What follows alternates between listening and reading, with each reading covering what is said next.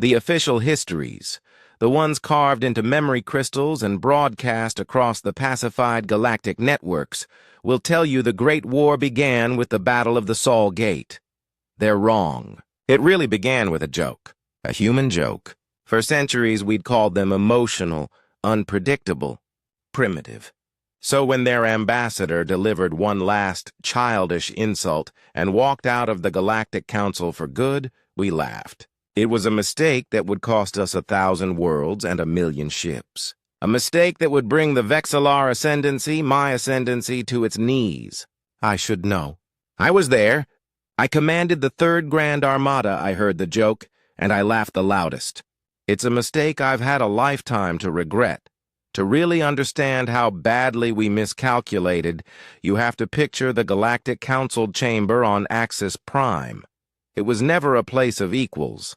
It was a theater of power. In the center sat the ascended species. My own Vexillar, reptilian, patient, and proud. The Centillion Combine, beings of pure energy and crystalline shells. And the Groth, silicon-based giants who looked at biological life with a mix of pity and disgust. For 1,000 years, we had kept the galactic peace, which was really just a carefully managed system where younger species could exist, as long as they knew their place. And then there were the humans. For 2 centuries, they'd been junior observers, a status they never really seemed to challenge. They were a curiosity, a species that had almost wiped itself out with primitive nukes, yet somehow managed to stumble its way to the stars. We saw them as gifted, sure, but chaotic. They fought among themselves, were driven by baffling emotions, and held illogical attachments to things like art and history. They helped when asked, cleaning up messes from minor conflicts or sharing medical tech that saved billions. We just never offered them a real seat at the table. They were the galaxy's talented but untrustworthy janitors. That final day was supposed to make their position official. High Arbiter Melmalk, his gelatinous body quivering with self-importance, had just read the Council's unanimous ruling. Humanity's observer status was now permanent. On top of that, their influence was being restricted to their single solar system. A quarantine for their own safety and for the stability of the galaxy. It was the ultimate condescension. We were grounding a species that had already crossed the stars, treating them like kids who couldn't be trusted with the car keys. The human delegation, just 4 of them, stood before the grand dais. Their leader was a man named Ambassador Thorn. While the Arbiter spoke, Thorn didn't even look up. He was just studying his fingernails, looking profoundly bored, as if the fate of his species was less interesting than a bit of dirt under his nail. The chamber buzzed with 1,000 alien languages, a symphony of arrogance. We were the peak of civilization, secure in our power. We had just written off an entire species to a historical footnote, and their guy looked bored. The silence after the decree was heavy, pregnant with our expectation. We were waiting for the pleading, the anger, the emotional outburst. It was the human way, after all. Ambassador Thorn slowly lifted his head. His pale blue eyes scanned the amphitheater, pausing for a moment on me, then on the Centillion delegates, then on the Groth statues who watched through seismic sensors. He didn't argue. He didn't offer a counter-proposal. He just gave a small, almost apologetic smile. For 200 years, he began, his voice calm, conversational, amplified through the chamber. We've listened. We've studied your laws, your histories, your cultures. We patched your ships. We cured your plagues. And we fought the wars you were too proud to fight yourselves. He paused, letting the words hang in the air. We came here looking for partners. We only found masters, the Arbiter bristled. Your tone is unacceptable, Ambassador. You are observers. You will... Thorn held up a single hand. It was a shockingly audacious gesture, and the Arbiter, for the first time in his long career, fell silent. We have concluded our observations, Thorn continued, his voice taking on a new, chilling edge. Your ascendancy is built on stagnation. Your peace is the quiet of a graveyard. Your wisdom is just the self-congratulatory echo of a dying generation. A wave of outrage rippled through the room. Shouts and telepathic blasts of fury filled the chamber. This wasn't the pleading we expected. This was an accusation. Thorne waited for the noise to die down, his unnerving calm a stark contrast to the chamber's fury. Then he looked right at the High Arbiter and delivered the line that would be burned into the memory of every survivor. "We are respectfully declining your permanent quarantine," he said, with the same polite finality you'd use to turn down a drink. "You can keep your counsel, your hollow traditions, and your self-awarded authority." He turned to his delegation. "We're done here." As they turned to leave, High Arbiter Melmalk, finally regaining his composure, shrieked, "You will not turn your backs on us! This is an insult to the fabric of galactic order." Thorne paused at the grand archway, but didn't turn around. He just called back over his shoulder, his voice laced with a dismissive pity that cut deeper than any rage. "Go play with your shiny rocks." The human delegation walked out. The great bronze doors sealed behind them with a pneumatic hiss that echoed in the sudden, dumbfounded silence. For a second, nobody moved. Then a single snort came from a Groth delegate. That broke the spell. Laughter erupted. Loud, patronizing, universal laughter. What childish theatrics. What a stunt. The Vexillar ascendancy, the Centillion combine. We all laughed at the primitives and their impotent little tantrum. In our infinite wisdom, we decided a lesson was needed. A simple show of force to bring the petulant children to heel. The laughter quickly turned to business. The consensus was immediate. A punitive fleet. Not a war, of course. Just a police action. I, Grand Admiral Vexer of the 3rd Grand Armada, was given the honor. My fleet was a masterpiece of Vexillar engineering. 300 ships of the line, a dozen planet crackers, and my flagship, the Unbending Will. We were invincible. The mission was simple. Blockade their system, knock out their orbital defenses, and accept their inevitable, groveling surrender. As we prepped for the warp jump, reports trickled in. Human communication channels had gone dark across the galaxy. Their observers had silently packed their bags and vanished from their posts. Even their primitive interstellar listening arrays were offline.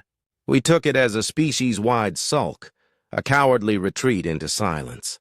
It never occurred to us this wasn't a retreat. It was a systematic blackout. They weren't hiding from us. They were blinding us. My tactical officer, a young, ambitious Vexillar named Krell, showed me the projections. "Admiral," he said, his claws tapping the holographic display, "human ships are Tier 7, basically repurposed freighters.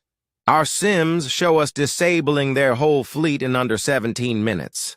17 minutes? I scoffed. Krell, you're being generous. They'll surrender the second they see our warp signatures. Confidence radiated from my command bridge. We were the inheritors of a 10,000-year-old empire. They were a species that still used combustion engines on the ground. The sheer arrogance of their ambassador's insult was just more proof of how irrational they were. We even made jokes about it. Perhaps they'll try throwing shiny rocks at us, one of my captains transmitted, to the amusement of the entire command channel. Our trip to the Sol system was uneventful. We were an armada of gods, moving through the void to chastise insects. As we prepared to drop out of warp at the edge of their system in what they called the Oort Cloud, I ordered a system-wide broadcast, prepared.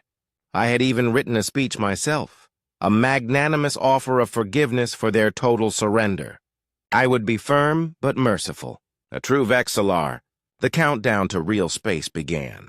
10, 9, 8. The drop from warp to real space is usually a chaotic storm of light and energy. This time it was silent, utterly, profoundly silent, and dark. "Report!" I snapped, my 3 hearts starting to pound. "Sensors are clear, Grand Admiral," Krell stammered, his usual cockiness gone. "There's nothing here." He was right. The Sol system wasn't there. We were in empty black space. No star, No planets, no signal. Impossible, I snarled. Check navigation. Did we screw up the jump? Navigation is correct, sir, the helm officer replied, his voice trembling. The coordinates are precise. This is the Sol system. Or, it was. Panic, a cold and alien feeling started creeping across my bridge. Did they destroy their own star? A final insane act of self-destruction? And then the alarm screamed. Every single alarm on every ship in my fleet. Contact! Massive contacts! All around us! The main view screen, which had shown only blackness, shimmered. Space was no longer empty. We were surrounded, but not by ships. They were geometric impossibilities, pure black angular shapes that seemed to drink the light, their forms shifting in ways that defied physics. They had been there all along, cloaked in some tech that didn't just hide them. It convinced our sensors that nothing existed at all. There were thousands of them. They're human, Krell shouted, his voice cracking. Energy readings are off the scale. Admiral, their weapon signatures, they don't match anything we know. Before I could even process it, a voice echoed across our channels. It bypassed our firewalls, our encryption, everything. It was calm, female, and completely devoid of emotion. Vexillar 3rd Grand Armada, the voice stated. You have been deemed a hostile force under the terms of the Ares Protocol. You are in violation of Terran sovereign space. The voice paused. You have 30 seconds to surrender. The audacity. The sheer, impossible audacity. My pride, my Vexillar blood, boiled over the cold fear. They're bluffing, I roared. All ships, open fire! I never finished the order. The first human volley wasn't energy or plasma. It was gravity itself. Lances of distorted space-time shot from their fleet, not even striking my ships but passing through them. On my view screen, I watched the stalwart Claw, a kilometer-long battlecruiser, simply fold. Metal, armor, and thousands of crew were crushed into a single, infinitely dense point before winking out in a silent flash of hawking radiation. They weren't firing weapons. They were firing physics. My fleet, the pride of the Ascendancy, fell into chaos. We returned fire, a glorious storm of plasma and kinetic rounds that had shattered worlds. It splashed against their black hulls like rain against a mountain. Their shields didn't even flicker. They just seemed to absorb it, their hulls glowing a little brighter with each hit. Another human volley. This time, torpedoes that didn't travel through space but just ceased to exist in one spot and began to exist again inside our ships. One of my carriers, the Glory of Vex, vanished from the inside out as its core detonated in a silent, brilliant starburst. The battle, if you can even call it that, lasted 12 minutes. In those 12 minutes, my invincible armada wasn't defeated. It was dismantled. It was unmade. My flagship, the Unbending Will, was spared. A single, surgical, kinetic slug traveling at a fraction of light speed tore through my engines, leaving me dead in space. Adrift. Powerless. A witness. The human fleet didn't bother chasing our few fleeing survivors.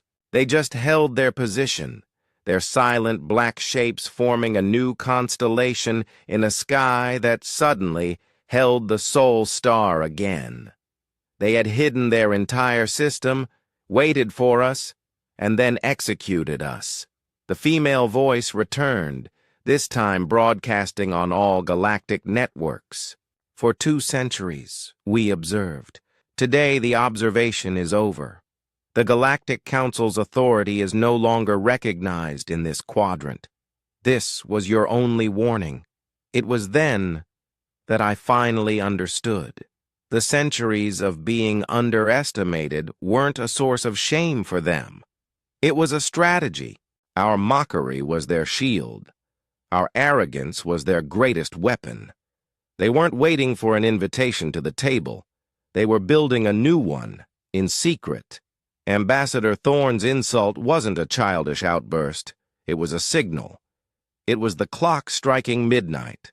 It was the last word in a chapter of history they had already finished writing while we were still arguing about the title. The phrase, "Go play with your shiny rocks," became the most feared in the galaxy. It was a declaration that we were just children distracted by the baubles of power, while they, the adults, had been busy. We thought we were scolding petulant children. We found out we'd been poking a sleeping god. The war they started that day wasn't for dominance or territory. It was a war of extermination. And we were the prey. They didn't want to rule the galaxy. They just wanted to be left alone. And they had decided, with terrifying clarity, that the only way to guarantee their solitude was to remove anyone who might disturb it. We had laughed at their final insult. Now, the galaxy would learn to fear their silence. So, what do you do when the kids you grounded turn out to be the scariest things in the galaxy? If you enjoyed this story, be sure to subscribe and hit the notification bell for more tales from the edge of the void. What do you think the galaxy's next move should be? Is there even a right answer? Let us know in the comments below. Thanks for watching.